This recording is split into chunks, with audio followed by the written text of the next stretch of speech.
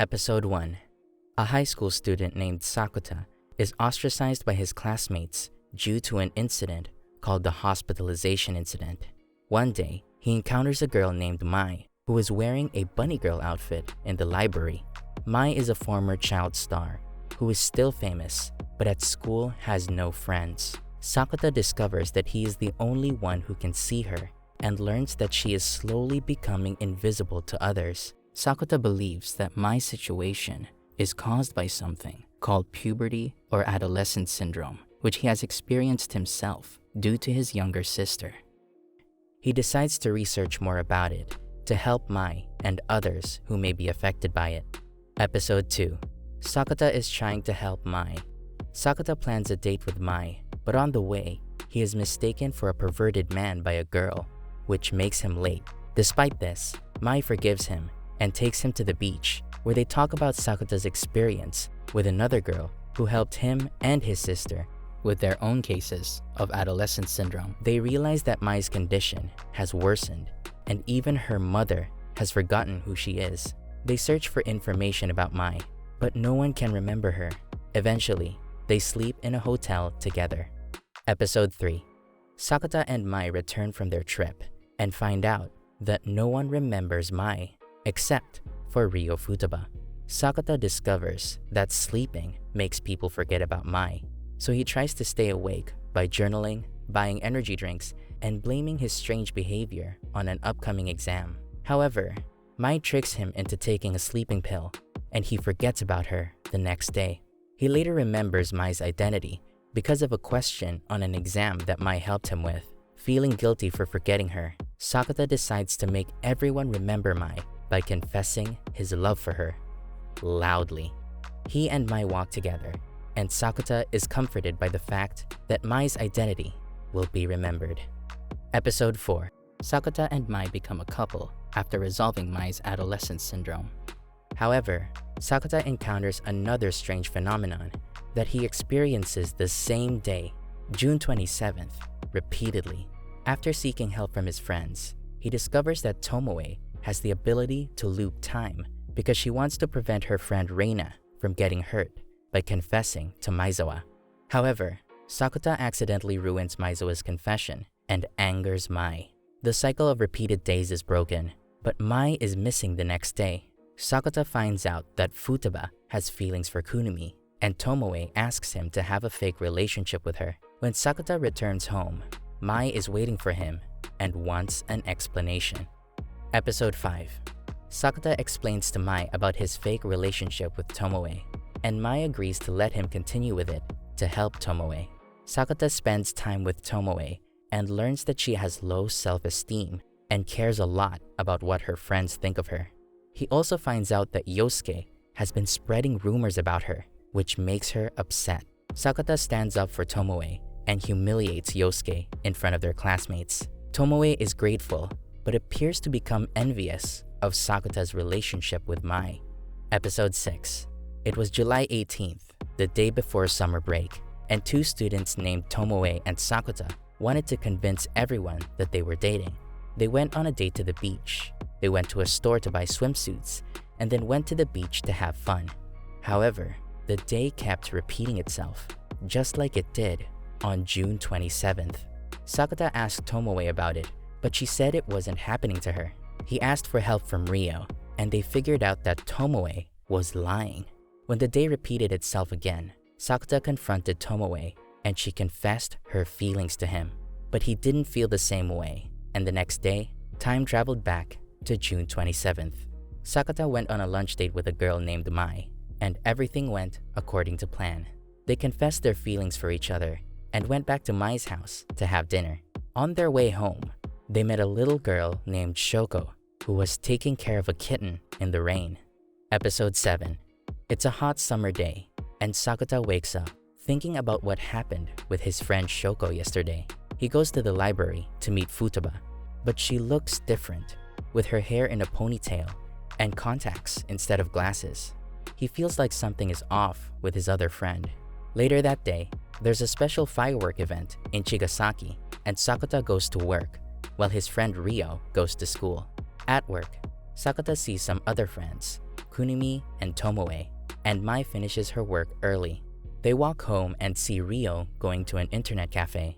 They follow her and find another version of Futaba there.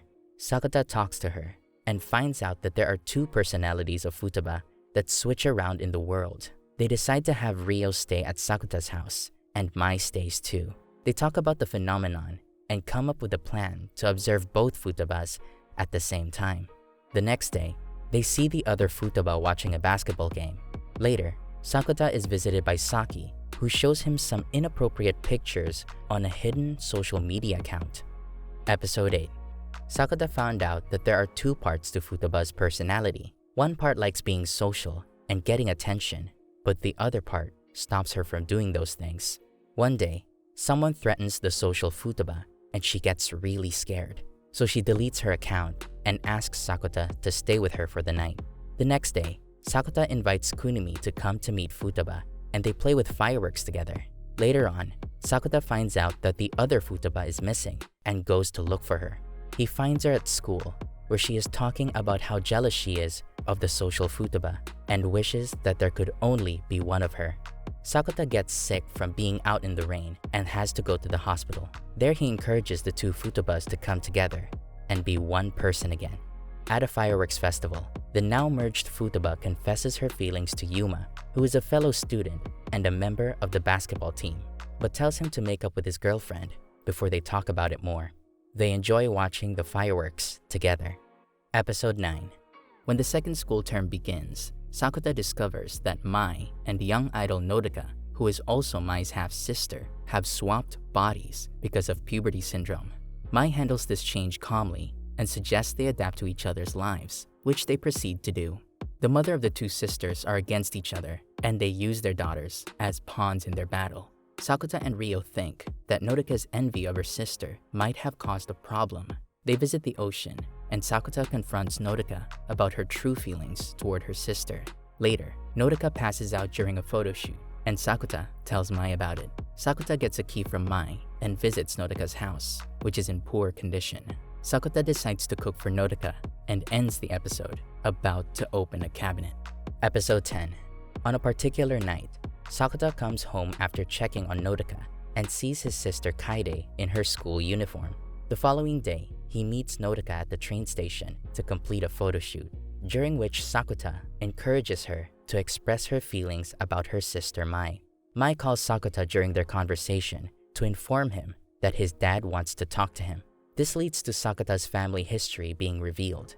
Kaide's puberty syndrome affected her so severely that their mother was hospitalized from shock, and their father had to take care of her.